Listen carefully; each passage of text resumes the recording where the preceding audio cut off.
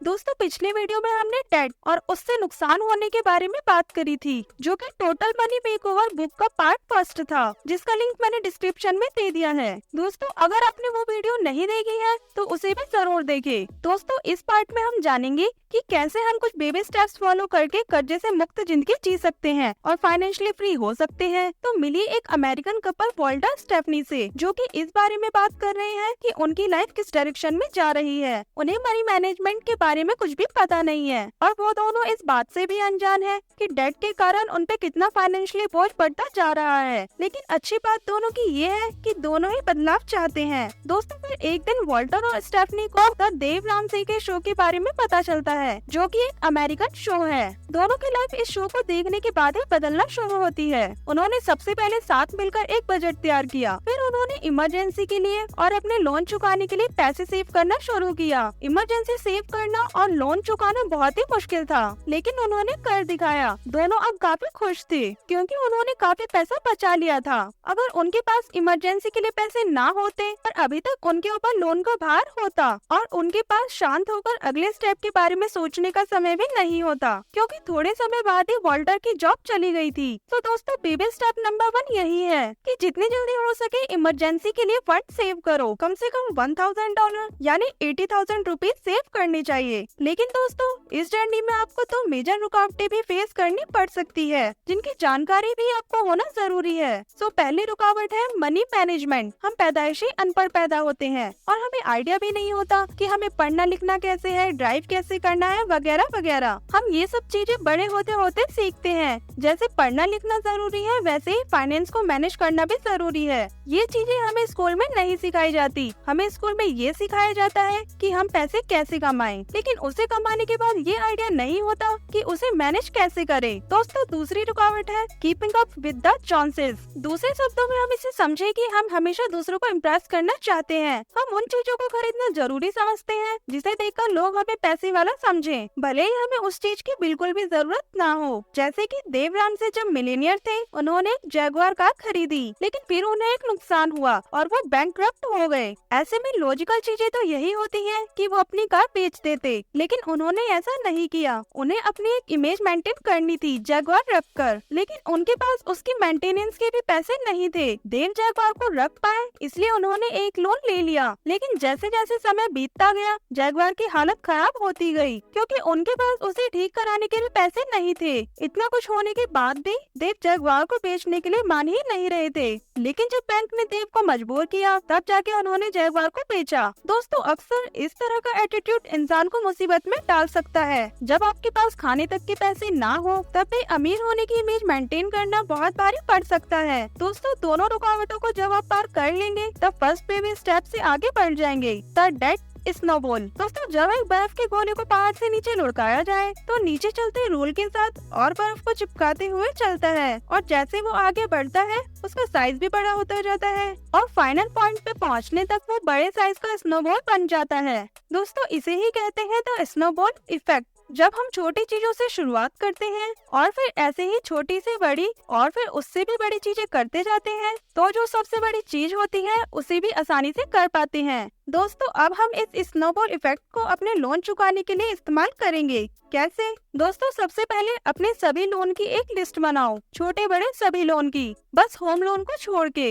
Home loan को हम आगे डिस्कस करेंगे। अब जो सबसे छोटा लोन है उसकी रकम को सबसे पहले चुकाना शुरू करें। आमतौर पर लोग क्या करते हैं कि पहले बड़े लोन को चुकाने के ट्राई करते हैं, लेकिन ये एक रॉन्ग अप्रोच है। छोटे लोन को आप जल्दी और आसानी से चुका पाएंगे, जिससे आप में एक मोटिवेशन रहेगी और आपको ऐसा फील होगा हाँ मैं कर लूंगी। इसलिए सबसे छोटे लोन से शुरुआत करेंगे और धीरे धीरे आगे बढ़ते जाएंगे। और बड़े लोन्स को भी पैसे सेव करके पूरा चुकाने की कोशिश ना करें। ऐसा करने से लोन पे इंटरेस्ट बढ़ता जाएगा। बेहतर यही होगा कि आप छोटी छोटी रकम चुकाना शुरू कर दें। ऐसे ही धीरे धीरे आप सारे लोन चुका सकते हैं। Baby step number 3, maximize retirement investing. मार्क हफ्ते में 4 से 5 बार दौड़ लगाते हैं और वो अपने खाने पीने का भी अच्छा ध्यान रखते हैं। वे फिजिकली फिट भी हैं और दूसरी तरफ जोश हर दिन दौड़ लगाता है और खाने पीने की स्ट्रिक्ट डाइट फॉलो भी करता है, फिर भी जोश का 24 किलो ओवरवेट है। दोस्तों सोचने की बात तो ये है कि दोनों में फर्क क्या है। फर्क ये है मार्क ने इसकी शुरुआत पहले ही कर दी थी,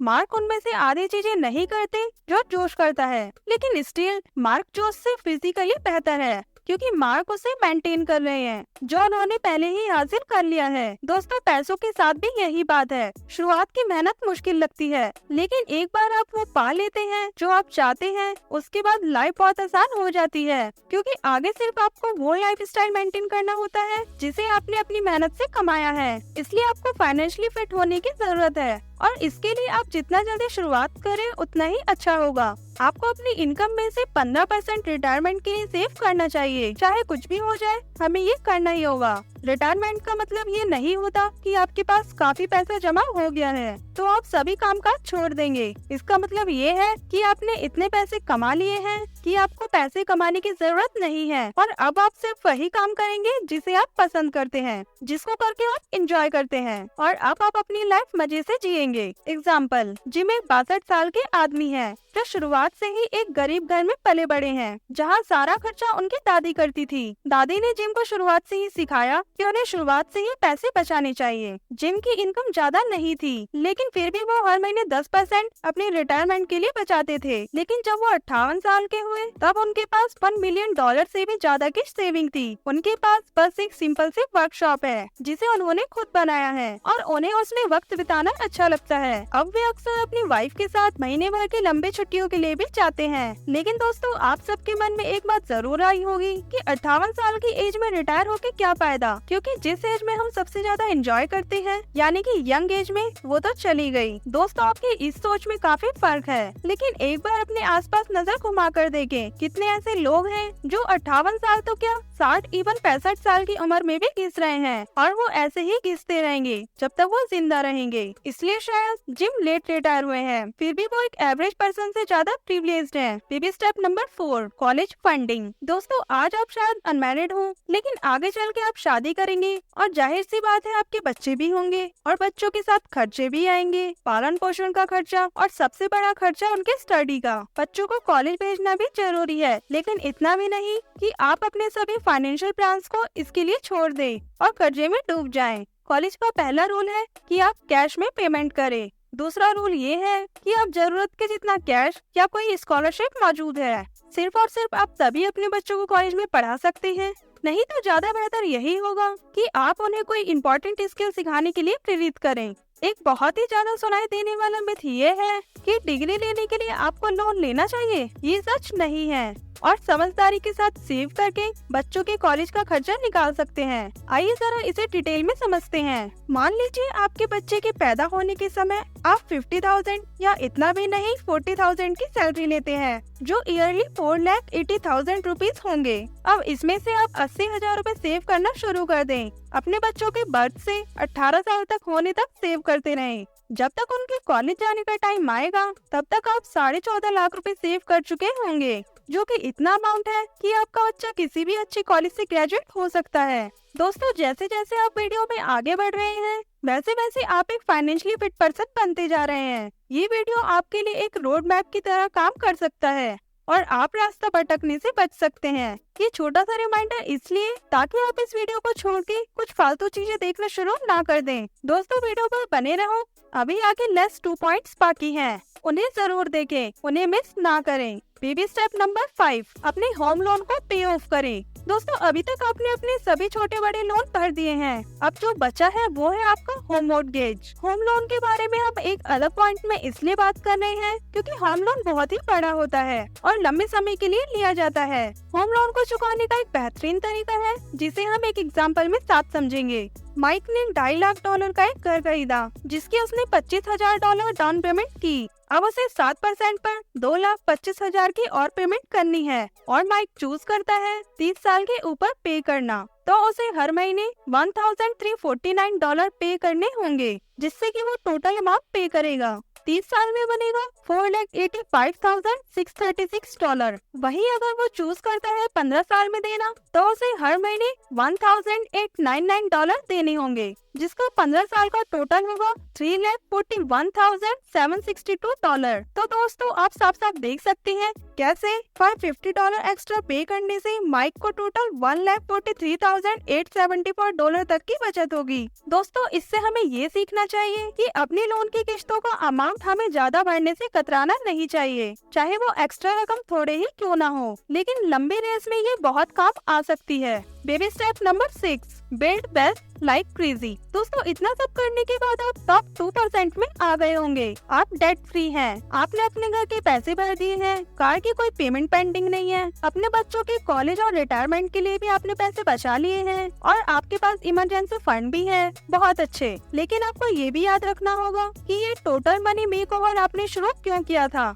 जाहिर सी बात है अमीर बनने के लिए, राइट? तो 40 में कड़ी मेहनत करने के बाद आपने $20 मिलियन सेव कर लिए। तो अब आप इसका क्या करेंगे? अब अगला स्टेप है क्या? दोस्तों पैसा 3 चीजों के लिए इस्तेमाल होता है। नंबर 1 एंजॉय करने के लिए, नंबर 2 इन्वेस्ट करने के लिए, नंबर 3 दूसरों की मदद करने के लिए। आपको पैसों को इसी तरह यूज करना चाहिए। पहले एंजॉय कीजिए। एक ब्रांड न्यू BMW खरीदने में कोई बुराई नहीं है, ना ही वेकेशन पे लाखों रुपए खर्च करने में कोई बुराई है। आपने कड़ी मेहनत से इसे कमाया है, उसे खुद के मजे के लिए खर्च करना बिल्कुल भी गलत नहीं है। प्रॉब्लम उन लोगों के साथ है जो इतनी महंगी चीजें तब खरीदते हैं जब वो उसे अफोर्ड ही नहीं कर सकते। दूसरा, इन्वेस्ट करिए। इन्वेस्ट इसलिए करिए ताकि जब आप काम ना भी कर रहे हो तब आपका पैसा आपके लिए और पैसा बनाता रहे और आप सिक्योर फील कर सके। और इन्वेस्ट करना काफी हद तक मजेदार भी होता है। और वैसे भी भला आप इतने सारे पैसे का क्या करेंगे? उसे इन्वेस्ट करिए, डोनेट करिए। गरीबों को पैसा देना दुनिया के सभी धर्मों में लिखा है और दूसरों को देने से अच्छा भी महसूस करते हैं। मजे करना अच्छा लगता है, लेकिन एक टाइम के बाद ये मजा चला जाएगा। सिर्फ एक चीज है जो आपको हर बार करने पर अच्छा महसूस होगी और वह है दूसरों को देना। तो दोस्तों अब इस वीडियो को कंक्लूड करते हैं। हमने इस वीडियो में 6 बेबी स्टेप्स के बारे में जाना जिनकी मदद से आप फाइनेंशियली फ्री हो सकते हैं। स्टेप नंबर 1, इमरजेंसी फंड के लिए सबसे पहले सेव करें। स्टेप नंबर 2, डेट स्नोबॉल से अपना सारा कर्ज चुका दें। स्टेप नंबर 3, अपनी सैलरी से 15% अपने रिटायरमेंट के लिए सेव करें। स्टेप नंबर 4, अपने बच्चों के एजुकेशन के लिए वो जिस दिन पैदा हुए हैं उसी दिन से बचत करना शुरू कर दें। स्टेप नंबर 5, अपने घर का लोन हर महीने बड़ी रकम चुकाकर भर दें। स्टेप नंबर 6, अपने ब्लेसिंग्स को दूसरों के साथ बांटें। दोस्तों फाइनली अगर आप समरी के एंड तक पहुंच गए हैं तो कांग्रेचुलेशन। बहुत ही कम लोग होते हैं जो नॉलेज के ऊपर टाइम इन्वेस्ट करते हैं, वरना आप कहीं और भी तो टाइम वेस्ट कर सकते थे। आप जो इतने ध्यान से अभी तक मेरी बातों को सुन रहे हो, यकीन मानो दोस्तों मैं आपसे बहुत प्रभावित हूँ। दोस्तों आपसे एक गुजारिश है, हमारे वीडियो को लाइक और सब्सक्राइब जरूर कर दें ताकि आपको ऐसे ही नॉलेजेबल वीडियोस की नोटिफिकेशन मिलती रहे। मिलते हैं दोस्तों नेक्स्ट वीडियो में।